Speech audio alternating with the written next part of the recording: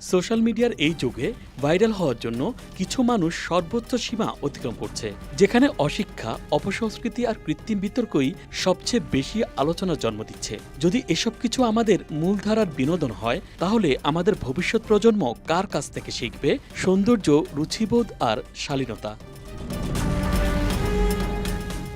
এবার আমরা আলোচনা করব সামাজিক যোগাযোগ মাধ্যমে ভাইরাল হওয়া বাংলাদেশি ৩ জন content creator Laila, Prince Mamun ও হিরো আলম এবং তাদের কার্যকলাপ সমাজে কি প্রভাব ফেলছে।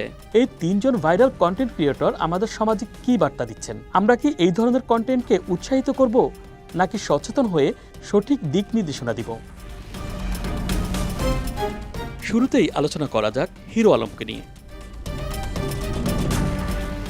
এটা কি কল্পনা করা যায়? আপনি যদি গুগলে হিরো অফ বাংলাদেশ লিখে খোঁজ করেন, তাহলে হিরো আলমের ছবি ভেসে ওঠে। এটাই কি আমাদের দেশের পরিচয়, যেখানে আমাদের মুক্তিযোদ্ধা, খেলোয়াড়, বিজ্ঞানী, সংস্কৃতিক গর্বিত সন্তানরা আছেন, সেখানে এই মানুষটির ছবি উঠছে নায়ক হিসেবে? এবার প্রশ্ন হলো, এটা কি শুধুই গুগলের সমস্যা, নাকি আমাদের সমাজই এখন ভাইরালকে সত্যি বানিয়ে ফেলছে?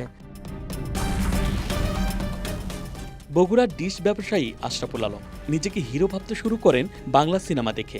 নগদ কিছু পয়সা হাতে আসলে প্রথমে নিম্নমানের নিজের কিছু ভিডিও কন্টেন্ট বানিয়ে সেগুলো ডিশ লাইনে চালাতে থাকেন। একসময় নিজেই বানানো শুরু করেন সিনেমা। একটা ক্যামেরা ভাড়া করে নিজের চিত্রনাট্যে নিজে হয়ে যান হিরো। আর এভাবেই আশরাফুল থেকে বনে যান হিরো আলম। এরপর হিরো আলম নিজেকেই আবিষ্কার করেন রাজনীতির মাঠে। সংসদ সদস্য হওয়ার জন্য নিজ এলাকা বগুড়া ৪ ও ৬ এবং ঢাকা ১৭ থেকে নির্বাচনে অংশ নেন তিনি। একটাই দাবি, আমার এমপি পদ ফিরে দেওয়া হোক। হিরো আলমের এই দাবি কতটা বাস্তবসম্মত? একজন জনপ্রতিনিধির দায়িত্ব কি শুধুমাত্র ভাইরাল হওয়া?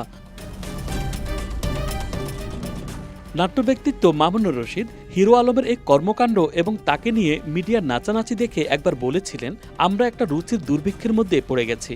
আর সেখান থেকে হিরো আলমের মতো একটা লোকের উত্থান হয়েছে, যে উত্থান কুরুচি, কুশিক্ষা ও অপসংস্কৃতির উত্থান। এই উত্থান কিভাবে রোধ করা যাবে?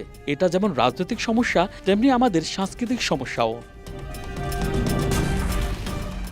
মামুনুর রশিদের এই মন্তব্য আমাদের সমাজের বর্তমান অবস্থা নিয়ে গভীর চিন্তার খোরাক দেয়। আমরা কি সত্যিই রুচির দুর্ভিক্ষে ভুগছি?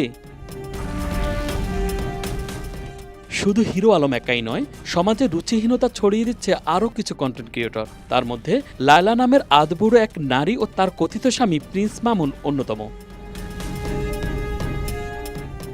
লায়লা ও মামুনের এই ভিডিওগুলোতে যে ভাষা ও আচরণ দেখা যায়, তা আমাদের সামাজিক মূল্যবোধের সঙ্গে সাংঘর্ষিক। তারা কি শুধুমাত্র ভাইরাল হওয়ার জন্য এই ধরনের কন্টেন্ট তৈরি করছেন? ভাইরাল হওয়া সহজ, কিন্তু সমাজে ইতিবাচক প্রভাব ফেলা কঠিন। আসুন আমরা রুচিশীল ও গঠনমূলক কন্টেন্টকে সমর্থন করি। Dhaka express, news desk.